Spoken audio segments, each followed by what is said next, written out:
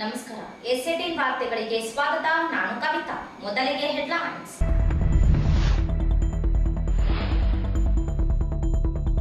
ಬಜೆಟ್ನಲ್ಲಿ ಸಣ್ಣ ನೀರಾವರಿ ಇಲಾಖೆ ಘೋಷಣೆಗಳೆಲ್ಲವೂ ಅನುಷ್ಠಾನಕ್ಕೆ. ಕಲ್ಯಾಣ ಕರ್ನಾಟಕಕ್ಕೆ ಅಭಿವೃದ್ಧಿಯ ವೇಗ. ಎನ್ಎಸ್ ಬೋಸರಾಜು.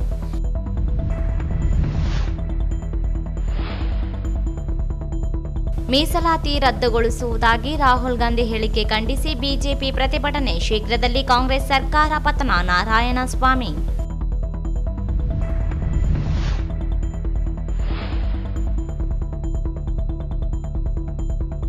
ಪರಿಶಿಷ್ಟ ಜಾತಿಗಳ ಮೀಸಲಾತಿ ಕುರಿತು 20ರಂದು ವಿಚಾರಗೋಷ್ಠಿ. ರಾಮಣ್ಣ.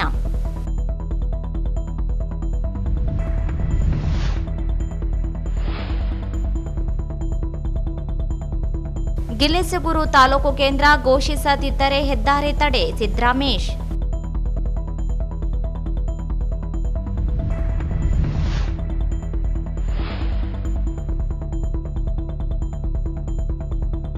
ಸ್ಲಂ ನಿವಾಸಿಗಳಿಗೆ ಹಕ್ಕುಪತ್ರ ನೋಂದಣಿ ಅವಕಾಶ ನೀಡಲು ಆಗ್ರಹಿಸಿ ಪ್ರತಿಭಟನೆ.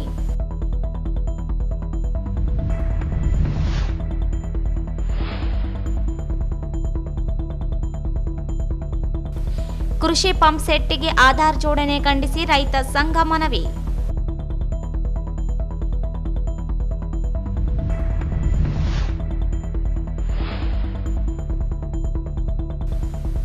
ರೇನ್ಬೋ ಪಬ್ಲಿಕ್ ಶಾಲೆಯಲ್ಲಿ ಹೈದರಾಬಾದ್ ಕರ್ನಾಟಕ ವಿಮೋಚನೆ ದಿನಾಚರಣೆ ಆಚರಿಸಲಾಯಿತು. ವಾರ್ತೆಗಳ ವಿವರ. ಸಣ್ಣ ನೀರಾವರಿ ಇಲಾಖೆಗೆ ಸಂಬಂಧಿಸಿದಂತೆ ಬಜೆಟ್ನಲ್ಲಿ ಘೋಷಣೆ ಮಾಡಲಾಗಿದ್ದ ಎಲ್ಲ ಭರವಸೆಗಳಿಗೆ ಸರ್ಕಾರ ಅನುಮೋದನೆ ನೀಡುವ ಮೂಲಕ ಕೊಟ್ಟ ಭರವಸೆ ಈಡೇರಿಸಿದಂತಾಗಿದೆ ಎಂದು ಸಣ್ಣ ನೀರಾವರಿ ಇಲಾಖೆ ಸಚಿವ ಎನ್ಎಸ್ ಬೋಸರಾಜು ಅವರು ಹೇಳಿದರು.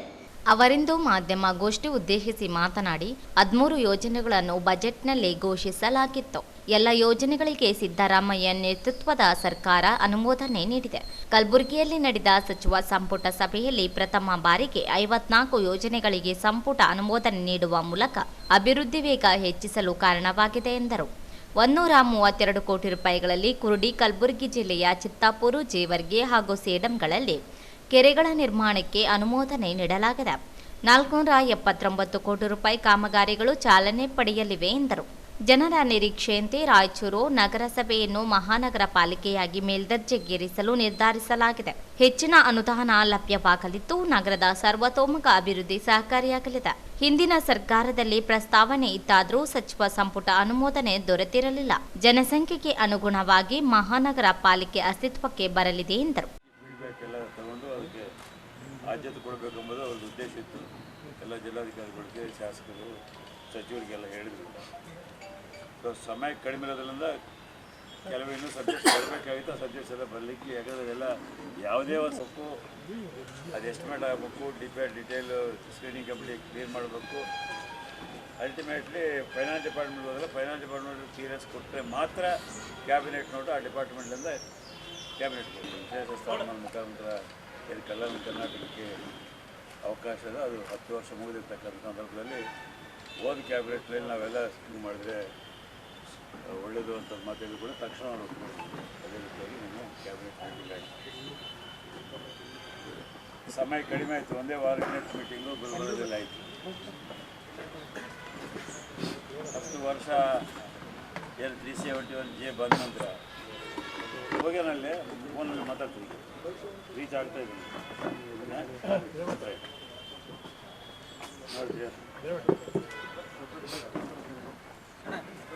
ಸ್ವಾಗತ ಕೋರ್ತಾ ಈಗಾಗಲೇ ಎಲ್ಲರೂ ನಮ್ಮ ಪಂಚಾಯತ್ ಲೋಕಸಭಾ ಸಂಸದರು, ಮಾನ್ಯ ಶಾಸಕರು, ಅಧ್ಯಕ್ಷರು, ಅದನ್ನು 60 ಕೋಟಿ ಅನುಮಾನ ಕೊಡ್ತಿದ್ರು. ಚರ್ಚೆ ಆಯಿತು. ಆ ಕ್ಲಾರಿಫಿಕೇಷನ್ ಕೊಡೋಕ್ಕಾಗಲಿ ಸೆಕ್ರೆಟರಿ ಕ್ಲಾರಿಫಿಕೇಷನ್ ಕೊಡ್ತಾರೆ. ಸಬ್ಜೆಕ್ಟ್ ಬಂದಾಗ ಸೆಕ್ರೆಟರಿ ಬಂದಲ್ಲಿ ಮೈಕ್ನಲ್ಲಿ ಹೇಳ್ತಿರ್ತಾರೆ. ಆಮೇಲೆ ಚರ್ಚೆ ಆಗ್ತದೆ. ಸ್ಕ್ವೇರ್ ಫೀಟ್ ರೇಟು ಇಲ್ಲಿ ಬಂದ್ಕೊಳ್ಳಿ ಭಾಳಷ್ಟು ವ್ಯತ್ಯಾಸ ಬರ್ತದೆ. ಅವರು ಯಾವುದೇ ಗೌರ್ಮೆಂಟ್ಗಳು ಎಲೆಕ್ಷನ್ ಮುಂದೆ ಡೇಟ್ ಡಿಕ್ಲೇರ್ ಆಗ್ತಾಯಿದ್ರೆ ಕ್ಯಾಬಿನೆಟ್ ಮೀಟಿಂಗ್. ಸೊ ಅದರಲ್ಲಿ ನಿನ್ನೆ ಒಂದು ಸಬ್ಜೆಕ್ಟು ಆಗಿರಲಿಲ್ಲ. ಅದು ಕಲ್ಯಾಣ ಕರ್ನಾಟಕದ 7 ಜಿಲ್ಲೆಗಳ ಆರೋಗ್ಯ ಸೌಲಭ್ಯ ಹೆಚ್ಚಿಸಲು 42 ಆಸ್ಪತ್ರೆಗಳನ್ನು ಮೇಲ್ದರ್ಜೆಗೇರಿಸಲು ತೀರ್ಮಾನಿಸಲಾಗಿದೆ.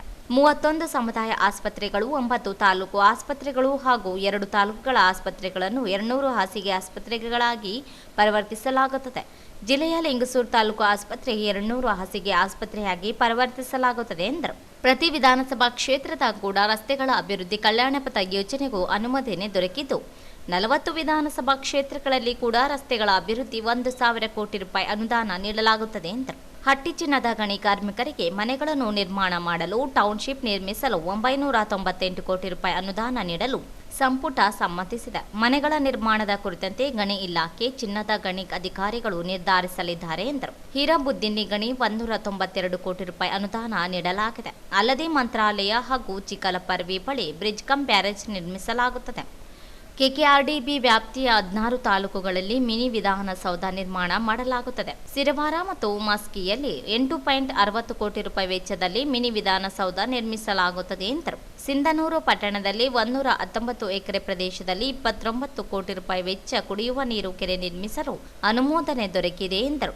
ನವಲಿ ಜಲಾಶಯ ನಿರ್ಮಾಣದ ಕುರಿತಂತೆ ಈಗಾಗಲೇ ಆಂಧ್ರ ಮತ್ತು ತೆಲಂಗಾಣದ ಅಧಿಕಾರಿಗಳು ಸಚಿವರೊಂದಿಗೆ ಮಾತುಕತೆ ನಡೆಸಲಾಗಿದೆ. ಸಚಿವ ಸಂಪುಟದಲ್ಲಿ ಪ್ರತ್ಯೇಕ ಸಚಿವಾಲಯ ಸ್ಥಾಪಿಸಲು ಸಹ ನಿರ್ಧರಿಸಲಾಗಿತ್ತು. ಈ ಭಾಗದ ಅಭಿವೃದ್ಧಿಗೆ ಮತ್ತಷ್ಟು ವೇಗ ದೊರೆಯಲು ಸಹಕಾರಿಯಾಗಿದೆ ಎಂದರು.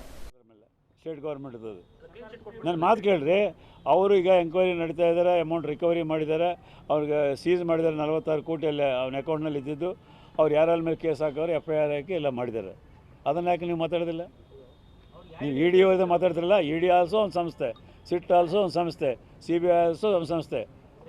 ಅವರು CBIನೂ ಇ ಡಿನೂ ಎಲ್ಲ ಸ್ವಯಂ ಸಂಸ್ಥೆಗಳನ್ನೆಲ್ಲ ದುರುಪಯೋಗ ಮಾಡ್ಕೊತ ಇದ್ದಾರೆ ಎಂಬುದು ಎಲ್ಲರಿಗೂ ಗೊತ್ತಾಗಿದೆ ದೇಶದಲ್ಲಿ. ಇವತ್ತು ಇ ಡಿ CBIಲಿಂದ ಇಡೀ ದೇಶದಲ್ಲಿರ್ತಕ್ಕಂಥ ವಿರೋಧ ಪಕ್ಷಗಳು ಎಲ್ಲರ ಮೇಲೆ 95% ಜನರ ಮೇಲೆ ಅವರು ಚಾರ್ಜ್ ಮಾಡಿಸ್ತಾರೆ. ಮುಖ್ಯಮಂತ್ರಿಗಳನ್ನೂ ಉಪಮುಖ್ಯಮಂತ್ರಿಗಳನ್ನೂ ಅದರಲ್ಲಿ ಸೇರಿಸಬೇಕು ಅಂತೇಳಿ ಭಾಳ ಪ್ರಯತ್ನ ಮಾಡಿ ಏನು ಮಾಡಿದ್ರೆ ಎಂಬುದು ಕೇಸ್ ಆಗಿದ್ದನ್ನು, ಪೊಲೀಸ್ ಕೇಸ್ ಆಗಿದ್ದು ನಿಮಗೆಲ್ಲ ಗೊತ್ತಿದೆ. ಸೊ ಈ ರೀತಿಯಾಗಿರ್ತಕ್ಕಂಥ ಇ ಡಿಗೆ ನಾವು ಎಷ್ಟು ಮಟ್ಟಿಗೆ ಅದು ಸರಿ ಅಂತೇಳಿ ನಾವು ಹೇಳಬೇಕಾಗ್ತದೆ. ಅವ್ರಿಗೂ ಆ ಎಲೆಕ್ಷನ್ದು ಏನು ಸಂಬಂಧ, ಯಾವ ರೀತಿಯಾಗಿ ಹೇಳ್ತಾರೆ, ಯಾವ ರೀತಿ ಅದೇನು ಡೀಟೇಲ್ ಕೊಟ್ರೆ, ಯಾವ ದುಡ್ಡು ತೊಗೊಂಡೋಗಿ ಯಾರು ಖರ್ಚು ಮಾಡಿದ್ರೆ, ಎಲ್ಲಿಂದ ಬಂತು ಅಂತೇಳಿ ಇ ಡಿ ಕನೆಕ್ಷನ್ ಎಲೆಕ್ಷನ್ ಖರ್ಚು ಇಲ್ಲ. ಯಾವ ಅಕೌಂಟ್ಗೆ ಹೋಗಿದೆ ಅಂತ ಹೇಳ್ಯಾರ, ಯಾವ ರೀತಿ ನೀವು ವೋಟರ್ಸ್ ಕೊಟ್ಟು ತೋರಿಸ್ಯಾರ, ಅಲ್ಲಿ ಯಾವ ವೋಟ್ರ್ ಕೊಟ್ರು ಅಂತೇಳಿ, ಯಾವ ವೋಟ್ರ್ ಕೊಟ್ರು ಅಂತ ತೋರಿಸಿದ್ರೆ, ವೋಟ್ರ್ನಲ್ಲಿ ದುರುಪಯೋಗ ಆಗಿದೆ ಅಂದರೆ ಆ ದುಡ್ಡು ಸೀದಾ ದುರುಪಯೋಗ ಇಂಥ ವೋಟ್ರ್ ಕೊಟ್ರು ಅಂತ ಹೇಳ್ಬೇಕಾಗ್ತದೆ.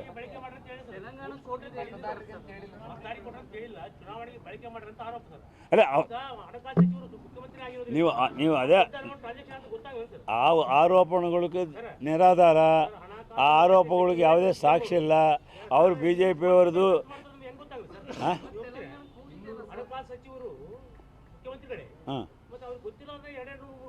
ನೀವು ನೋಡಿ ಒಂದು ನಿಮಿಷ ಮಾತಾಡಿ.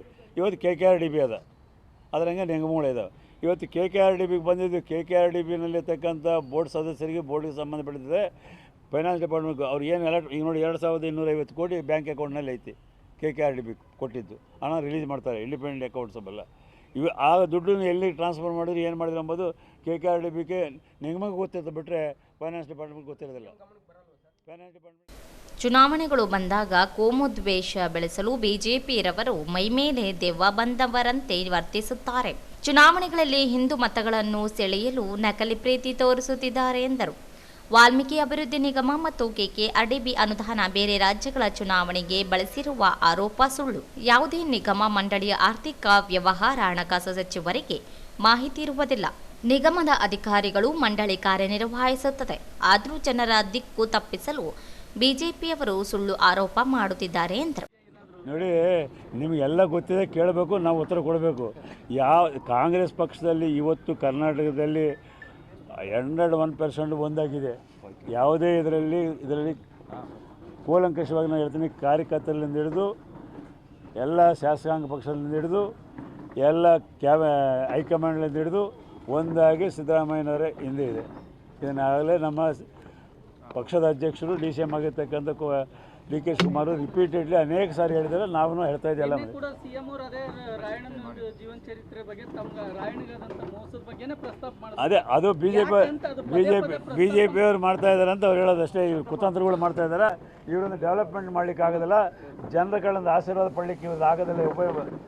ಮಿತ್ರ ಪಕ್ಷಗಳಿಗೆ ಫೇಲ್ ಆಗಿದ್ದಾರೆ. ಈ ರೀತಿಯಾದಂಥ ದುರ್ಘಟನೆಗಳು ಮಾಡಿ ಗಲಭೆಗಳು ಎಬ್ಬಿಸಿ ವಾತಾವರಣ ಕೆಡಿಸ್ಬೇಕಂತ ಪ್ರಯತ್ನ ಮಾಡ್ತಾ ಇದ್ದಾರೆ ಅಂತೇಳಿ ಸಿದ್ದರಾಮಯ್ಯ ಹೇಳ್ತಕ್ಕಂಥ ನಾವೆಲ್ಲರೂ ಹೇಳ್ತಕ್ಕಂಥದ್ದು.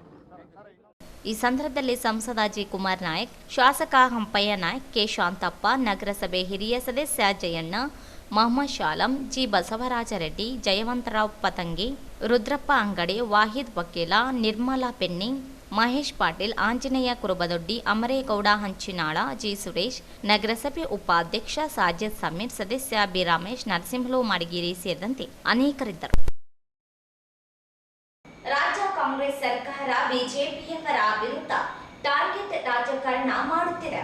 ಇನ್ನೊಂದು ವಾರದಲ್ಲಿ ಸರ್ಕಾರವೇ ಬಿದ್ದು ಹೋಗುತ್ತದೆ ಎಂದು ವಿಧಾನ ಪರಿಷತ್ ನಾಯಕ ಟಿ ನಾರಾಯಣಸ್ವಾಮಿ ಅವರು ವಾಗ್ದಾಳಿ ನಡೆಸಿದರು.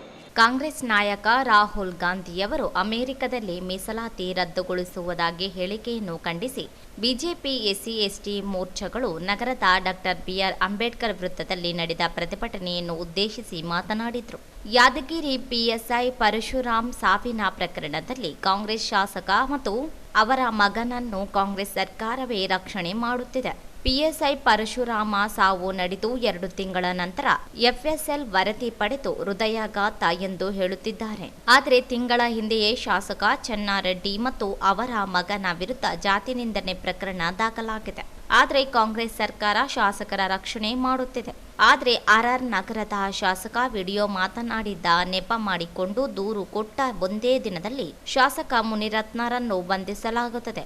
ಆದರೆ ಯಾದಗಿರಿ ಶಾಸಕರು ಮಾತ್ರ ಪೊಲೀಸರು ಸಿಗುತ್ತಿಲ್ಲ ಎಂದು ವ್ಯಂಗ್ಯವಾಡಿದ್ರು. ದಲಿತ ವಿರೋಧಿಯಾಗಿ ಎಸ್ಸಿಪಿ ಮತ್ತು ಟಿಎಸ್ಪಿ ಅನುದಾನವನ್ನು ಗ್ಯಾರಂಟಿಗೆ ಬಳಸಿ ಸಮುದಾಯಕ್ಕೆ ವಂಚಿಸಿದವರೇ ಹೇಳುತ್ತಿದ್ದಾರೆ. ಪರಿಶಿಷ್ಟರ ರಕ್ಷಣೆಗೆ ಬದ್ಧವೆಂದು ಯಾರು ನಂಬಬೇಕು ಎಂದು ಪ್ರಶ್ನಿಸಿದರು. ಮೀಸಲಾತಿ ವಿರೋಧಿ ರಾಹುಲ್ ಗಾಂಧಿಗೆ ಸಂವಿಧಾನ ವಿರೋಧಿ ರಾಹುಲ್ ಗಾಂಧಿಗೆ ಸಂವಿಧಾನ ವಿರೋಧಿ ರಾಹುಲ್ ಗಾಂಧಿ ಅವರಿಗೆ ಸಂವಿಧಾನ ವಿರೋಧಿ ರಾಹುಲ್ ಗಾಂಧಿ ಅವರಿಗೆ ದಲಿತ ವಿರೋಧಿ ರಾಹುಲ್ ಗಾಂಧಿ ಅವರಿಗೆ ಸಂವಿಧಾನ ವಿರೋಧಿ ಹೇಳಿಕೆ ನೀಡತಕ್ಕಂಥ ರಾಹುಲ್ ಗಾಂಧಿ ಅವರಿಗೆ ಭಾರತ್ ಮಾತಾ ಕಿ ಭಾರತ್ ಮಾತಾ ಕಿ.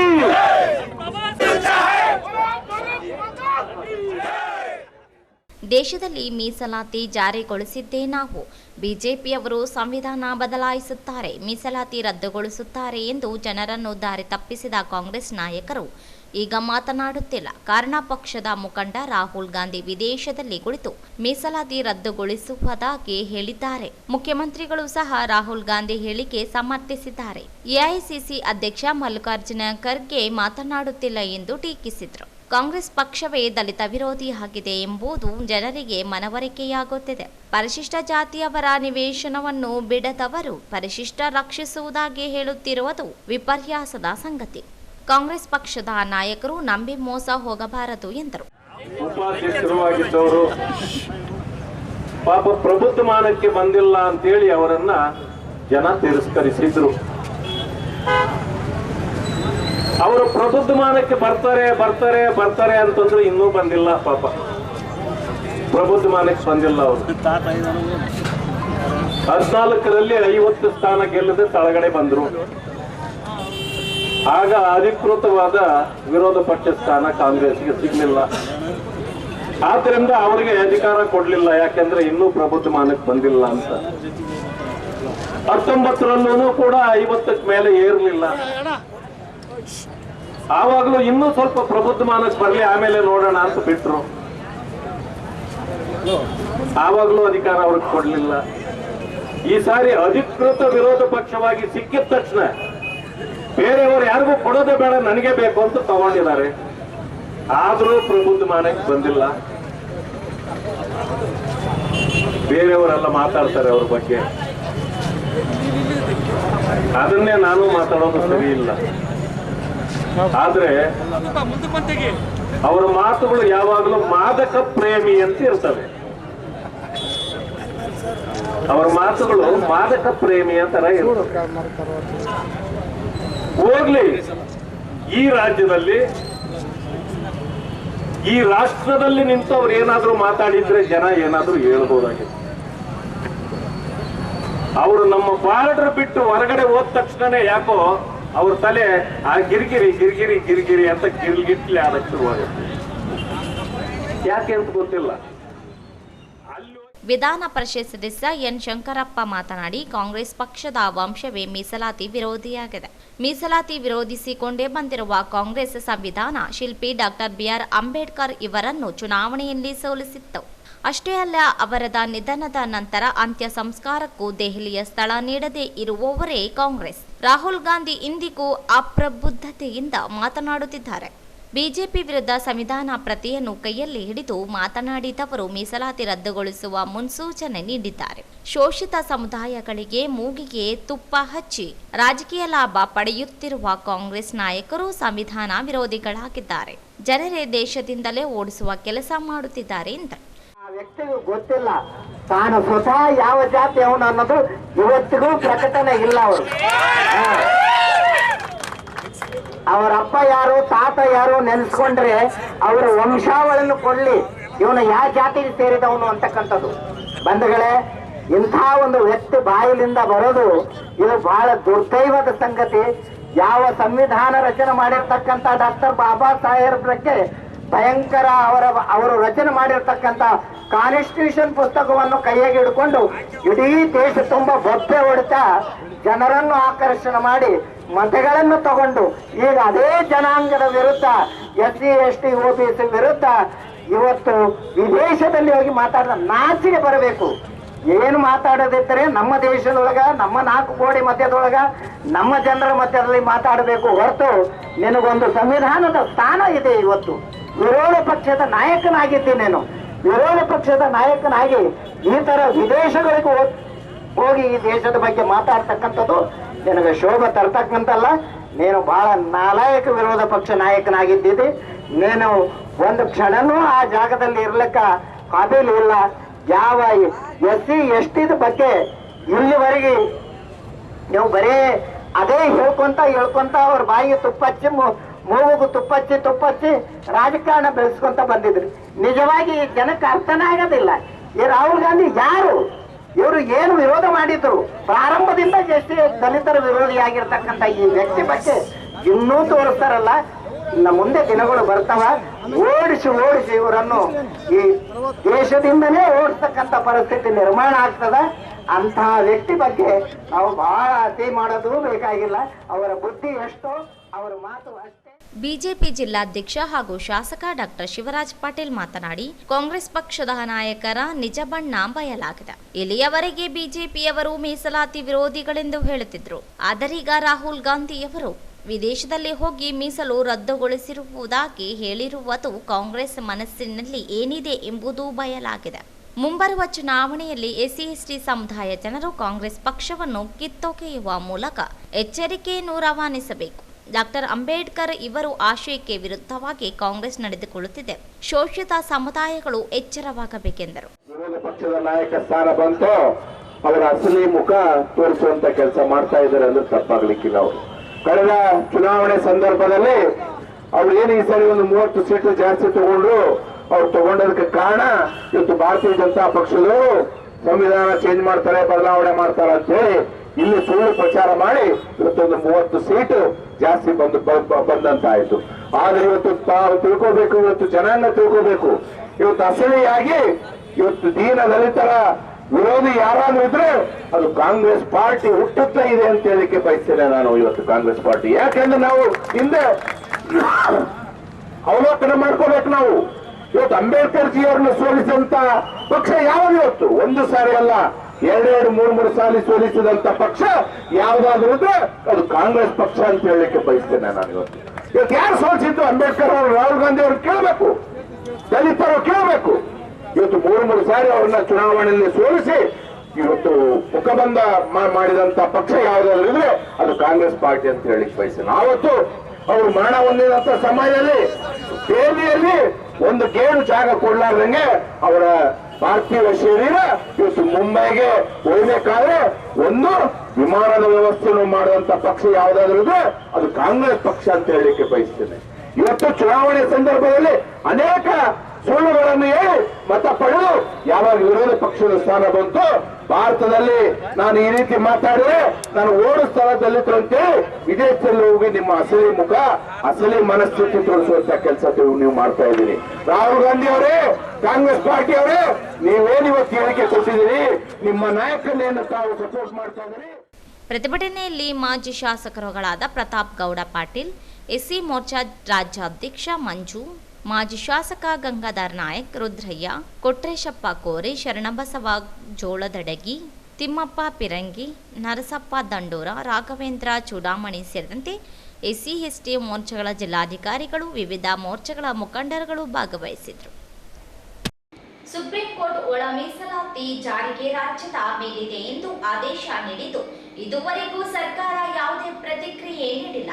ಈ ಹಿನ್ನೆಲೆಯಲ್ಲಿ ಹೋರಾಟ ನಡೆಸಲು ವಿಚಾರಗೋಷ್ಠಿಯನ್ನು ಸೆಪ್ಟೆಂಬರ್ 20ರಂದು ನಗರದ ಶಿವಶರಣ ಮಾಧವರಾಜಣ್ಣಯ್ಯ ಭವನದಲ್ಲಿ ಬೆಳಗ್ಗೆ ಹಮ್ಮಿಕೊಂಡಿದೆ ಎಂದು ಆದಿಜಾಂಬವ ಸೇವಾ ವೆಲ್ಫೇರ್ ಟ್ರಸ್ಟ್ ಅಧ್ಯಕ್ಷ ರಾಮಣ್ಣ ಅವರು ಹೇಳಿದರು. ಅವರಿಂದು ಮಾಧ್ಯಮಗೋಷ್ಠಿ ಉದ್ದೇಶಿಸಿ ಮಾತನಾಡಿ, ಒಳ ಮೀಸಲಾತಿ ಜಾರಿಗೆ ವಿಳಂಬ ಮಾಡುತ್ತಿರುವ ರಾಜ್ಯ ಸರ್ಕಾರ ನಡೆಯನ್ನು ಖಂಡಿಸಲಾಗುತ್ತದೆ. ಈ ನಿಟ್ಟಿನಲ್ಲಿ ಸರ್ಕಾರದ ವಿರುದ್ಧ ಹೋರಾಟ ರೂಪಿಸಲು ವಿಚಾರಗೋಷ್ಠಿ ಏರ್ಪಡಿದೆ ಎಂದರು. ಉದ್ಘಾಟಕರಾಗಿ ಜೆಡಿಎಸ್ ಜಿಲ್ಲಾಧ್ಯಕ್ಷ ಹಾಗೂ ಸಮಾಜದ ಮುಖಂಡ ಎಂ ವಿರೂಪಾಕ್ಷಿ ಅವರು ಆಗಮಿಸಲಿದ್ದಾರೆ. ಅಧ್ಯಕ್ಷತೆಯನ್ನು ರಾಮಣ್ಣ ಅವರು ವಹಿಸಲಿದ್ದು, ಸಮಾಜದ ಹಿರಿಯ ಮುಖಂಡ ಹಾಗೂ ಹೈಕೋರ್ಟ್ ವಕೀಲ ಹರಿರಾಮ್ ಮತ್ತು ಭಾಸ್ಕರ್ ಪ್ರಸಾದ್ ಅವರು ಆಗಮಿಸಲಿದ್ದಾರೆ ಎಂದರು. ನಮ್ಮ ಮಾದರ ಚೆನ್ನಯ್ಯ ಬಾಲಭವನ ಹಿಂದುಗಡೆ ನಾವು ನಂಬಿಕೊಂಡಿದ್ದೇವೆ. ಅದು ಒಳ ಮೀಸಲಾತಿಯನ್ನು ಜಾರಿ ಮಾಡಬೇಕು, ಸುಪ್ರೀಂ ಕೋರ್ಟ್ ಆದೇಶದ ಪ್ರಕಾರ ರಾಜ್ಯ ಸರ್ಕಾರಗಳನ್ನು ಒಳ ಮೀಸಲಾತಿಯನ್ನು ಕೊಡಬೇಕಂತ ಒಂದು ಒತ್ತಾಯದ ಒಂದು ವಿಚಾರಗೋಷ್ಠಿಯನ್ನು ಮಾಡ್ತೀವಿ. ಇದರ ಅಂಗವಾಗಿ ಇದಕ್ಕೆ ನಮ್ಮ ನೂತನವಾಗಿ ಆಯ್ಕೆಯಾಗಿ ನಾವು ನೂತನವಾಗಿ ಈ ನಾಮಿನೇಷನ್ ಆದಂಥ ನಮ್ಮ ವಸಂತ್ ಕುಮಾರ್ ಅವರ MLCಗೆ ಅವರು ಸನ್ಮಾನ ಕಾರ್ಯಕ್ರಮವನ್ನು ಹಮ್ಮಿಕೊಂಡಿದ್ದೇವೆ. ಅದೇ ರೀತಿಯಾಗಿ ನಮ್ಮ ಈ ಸಮಾರಂಭದ ನಮ್ಮ ವಿಚಾರಗೋಷ್ಠಿಯ ಉದ್ಘಾಟಕರಾಗಿ ಎಂ ವಿರೂಪಾಕ್ಷಿ ಮುಖ್ಯ ಭಾಷಣಕಾರರಾಗಿ ಅರವಡಿ ಅಂಬಣ್ಣ ಅವರು ಮತ್ತು ಅದೇ ರೀತಿ ಬೆಂಗಳೂರಿನಿಂದ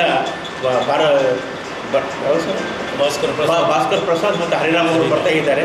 ಅದೇ ರೀತಿ ಲೋಕಲ್ ಲೀಡರ್ಗಳು ಪಿ ನರಸಪ್ಪ ವಕೀಲರು ಹಿರಿಯ ವಕೀಲರು, ಪಿ ಯಲ್ಲಪ್ಪ,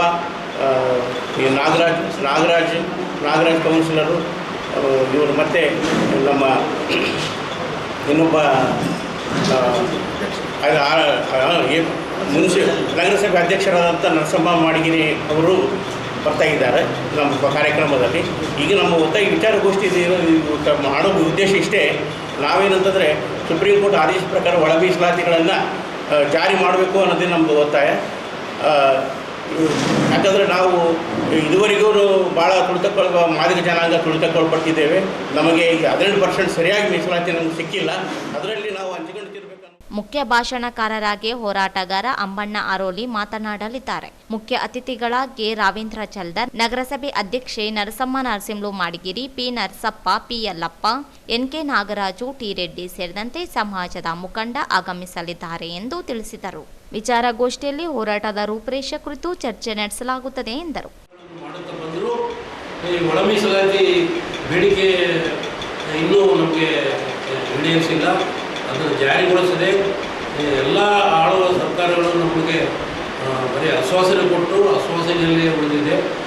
ಈಗ ಮೊನ್ನೆ ಚುನಾವಣೆ ಪ್ರಣಾಳಿಕೆಯಲ್ಲಿ ಸಿದ್ದರಾಮಯ್ಯ ಅವರು ಪ್ರಣಾಳಿಕೆಯಲ್ಲೇ ಮೊದಲನೇದಾಗಿ ಅದನ್ನು ಆಶ್ವಾಸನೆ ಕೊಟ್ಟಿದ್ದರು. ಪ್ರಣಾಳಿಕೆಯಲ್ಲಿದೆ ಉಳಿದ ಗ್ಯಾರಂಟಿಗಳನ್ನ ಜಾರಿ ಮಾಡಿದರು. ಆದರೆ ಇದು ಒಳ ಮೀಸಲಾತಿ ಬಗ್ಗೆ ಅವರು ನಿರ್ಲಕ್ಷ್ಯ ವಹಿಸಿ ನಮಗೆ ಇದು ಮಾಡಿದರು. ಇದಕ್ಕೆ ಯಾಕಂದರೆ ಕೆಲವರು ಇದನ್ನು ಸ್ಪೃಶ್ಯ ಏನು ಪ್ರಶಿಷ್ಟರು ಇದ್ದಾರೆ ಅವರು ಕೆಲವರು ಇದಕ್ಕೆ ವಿರೋಧ ಮಾಡೋದ್ರಿಂದ ಇದು ವಿಳಂಬ ಆಗ್ತಾ ಇದೆ.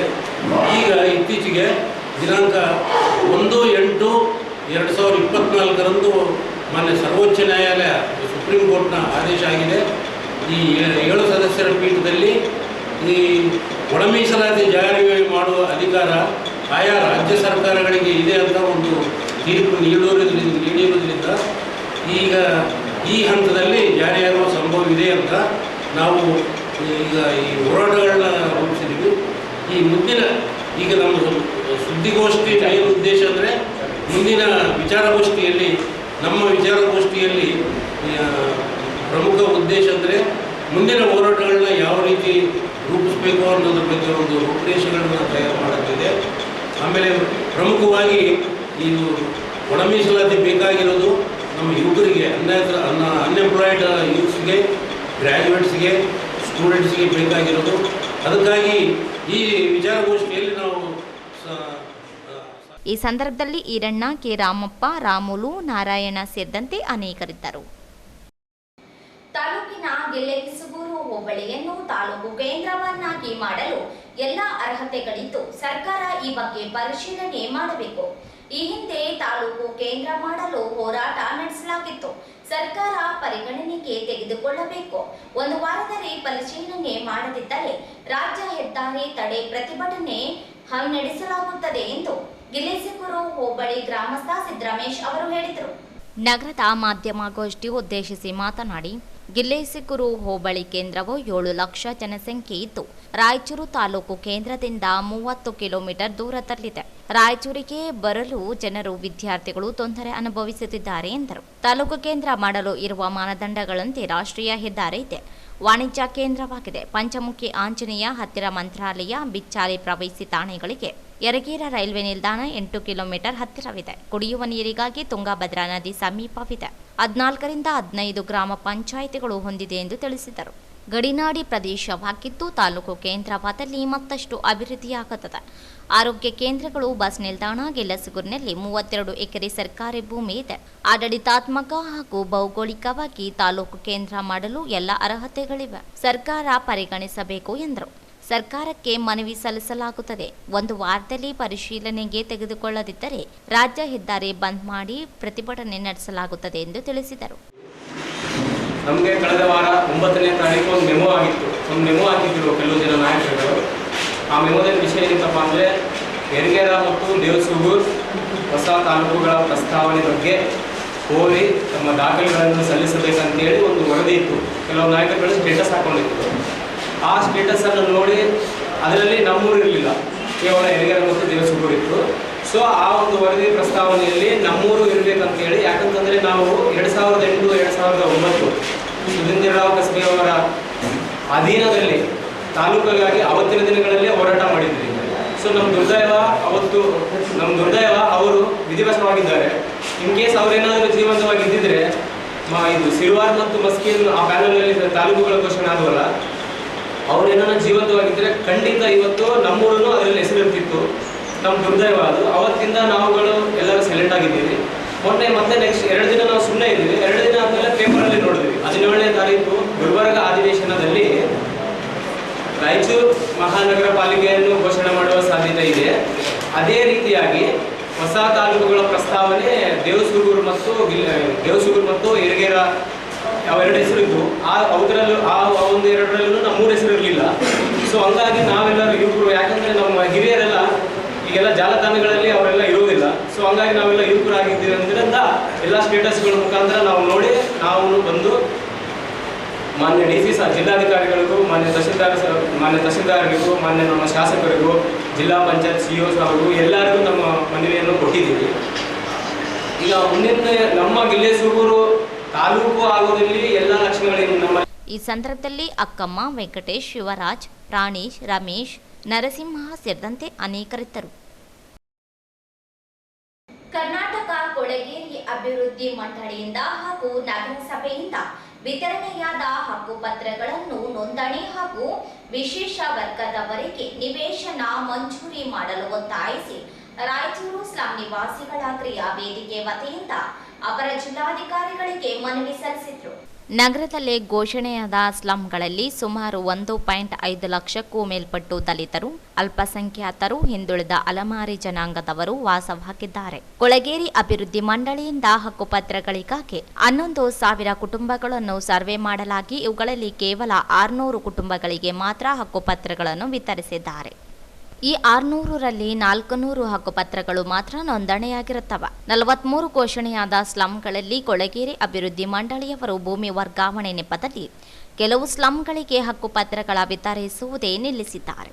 ಯಾವುದೇ ಹಕ್ಕುಪತ್ರಗಳು ಪಡೆದ ನಂತರ ನೋಂದಣಿಯಾಗಬೇಕು, ನಂತರ ಮುಟೇಶನ್ ಈ ಖಾತಾ ಪಡೆಯಲು ಸಾಧ್ಯವಾಗುತ್ತಿಲ್ಲ ಎಂದು ದೂರಿದರು.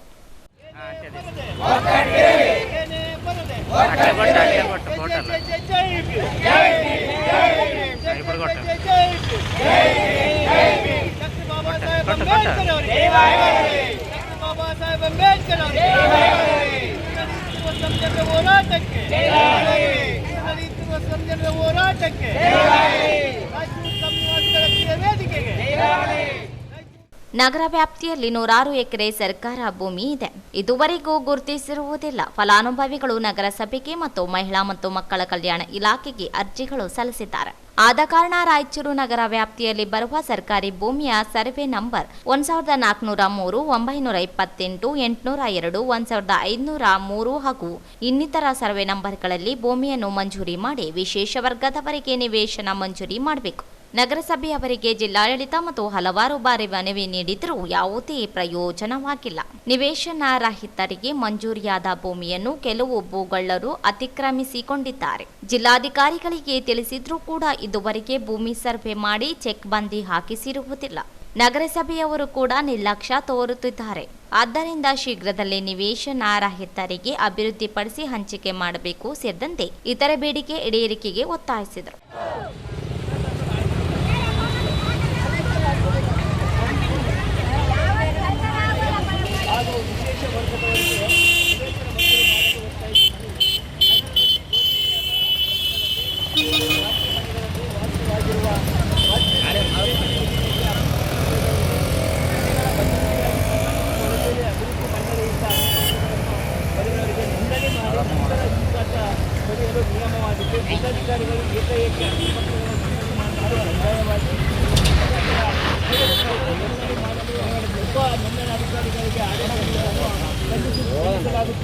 ಈ ಆದೇಶದಿಂದ ಸ್ಲಂ ಜನರು ಹಕ್ಕುಪತ್ರ ಪಡೆದು ಪ್ರಯೋಜನ ಇಲ್ಲದಂತಾಗಿದೆ. ಈ ಆದೇಶದಿಂದ ಸ್ಲಂ ಜನರು ಅಭದ್ರತೆ ಸ್ಥಿತಿಯಲ್ಲಿದ್ದಾರೆ. ಆದ್ದರಿಂದ ಈ ಕೆಳಗಿನ ಬೇಡಿಕೆಗಳನ್ನು ಶೀಘ್ರದಲ್ಲಿ ಪರಿಹರಿಸಿ ಸ್ಲಂ ಜನರಿಗೆ ಮತ್ತು ನಿವೇಶನ ಹಕ್ಕುಪತ್ರಗಳನ್ನು ನೋಂದಾಯಿಸಲು ಸರಳವಾದ ದಾಖಲೆಗಳನ್ನು ಪಡೆದು ನೇರವಾಗಿ.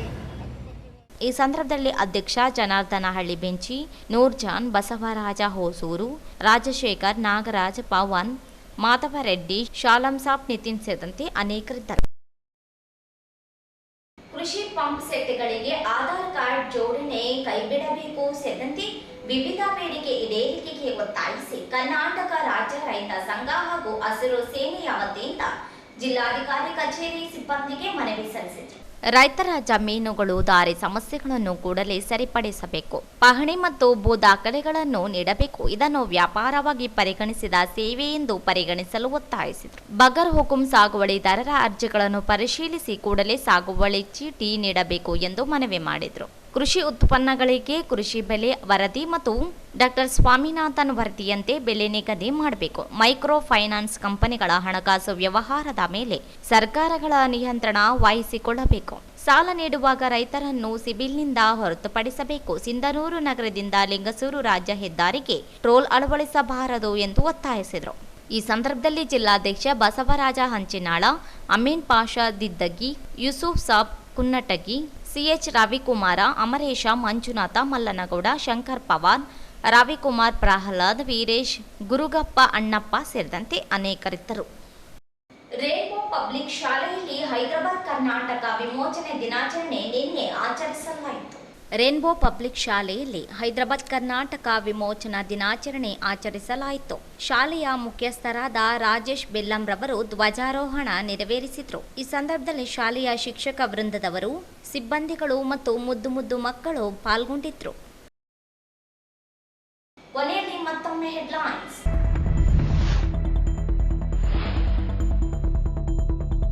ಬಜೆಟ್ನಲ್ಲಿ ಸಣ್ಣ ನೀರಾವರಿ ಇಲಾಖೆ ಘೋಷಣೆಗಳೆಲ್ಲವೂ ಅನುಷ್ಠಾನಕ್ಕೆ. ಕಲ್ಯಾಣ ಕರ್ನಾಟಕಕ್ಕೆ ಅಭಿವೃದ್ಧಿಯ ವೇಗ. ಎನ್ಎಸ್ ಬೋಸರಾಜು.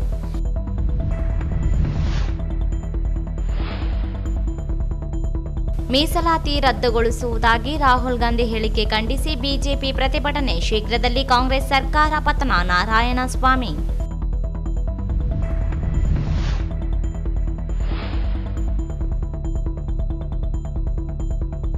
ಪರಿಶಿಷ್ಟ ಜಾತಿಗಳ ಮೀಸಲಾತಿ ಕುರಿತು 20ರಂದು ವಿಚಾರಗೋಷ್ಠಿ. ರಾಮಣ್ಣ.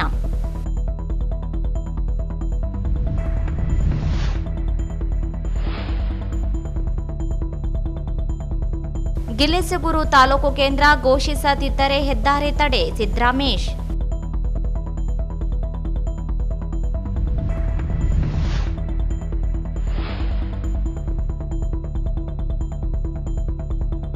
ಸ್ಲಂ ನಿವಾಸಿಗಳಿಗೆ ಹಕ್ಕುಪತ್ರ ನೋಂದಣಿ ಅವಕಾಶ ನೀಡಲು ಆಗ್ರಹಿಸಿ ಪ್ರತಿಭಟನೆ.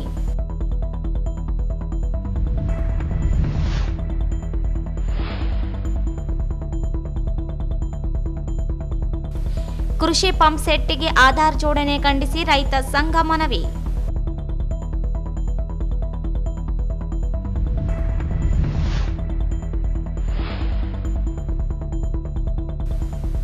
ರೇನ್ಬೋ ಪಬ್ಲಿಕ್ ಶಾಲೆಯಲ್ಲಿ ಹೈದರಾಬಾದ್ ಕರ್ನಾಟಕ ವಿಮೋಚನೆ ದಿನಾಚರಣೆ ಆಚರಿಸಲಾಯಿತು. ಇಲ್ಲಿಗೆ ವಾರ್ತಾ ಪ್ರಸಾರ ಮುಕ್ತಾಯವಾಯಿತು. ಮುಂದಿನ ವಾರ್ತೆಗಳೊಂದಿಗೆ ಭೇಟಿಯಾಗೋಣ. ವಂದನೆಗಳು.